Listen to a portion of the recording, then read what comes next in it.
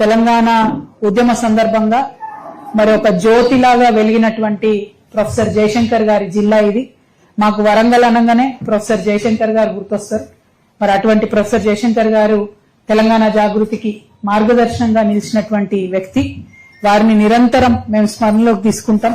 తెలంగాణ ఉద్యమ సందర్భంలో అయినా, తర్వాత అయినా, ముందైనా అనేక పర్యాయాలు మాకు మార్గదర్శనం చేసినటువంటి పెద్ద మనిషి వారి జిల్లా. అదేవిధంగా మనం చాలా గర్వంగా తెలంగాణ ఉద్యమ సందర్భంలో చెప్పుకునేటోళ్ళం.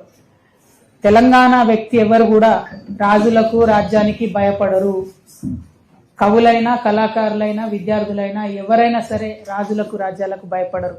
బమ్మెర పోతన గారు ఆనాడు రాజరాజ నరేంద్రుడు తను రాసినటువంటి కావ్యాన్ని అంకితం ఇవ్వమంటే, రాజుకైతే నేను అంకితం ఇయ్యను, అవసరమైతే అరకగట్టుకొని నాగలు దున్నుకుంటా తప్పితే నేను రాజుకైతే కావ్యాన్ని అంకితం ఇయ్యనని చెప్పి బలంగా నిలబడ్డటువంటి వీరగడ్డ ఇది.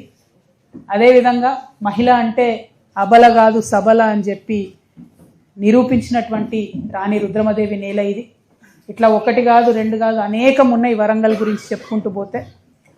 వరంగల్ అంటే ఉమ్మడి వరంగల్ అనే నేను ఇప్పుడు మాట్లాడుతూ ఉన్నా. సమ్మక్క సారలమ్మ గురించి ఖచ్చితంగా గుర్తు చేసుకోవాలి.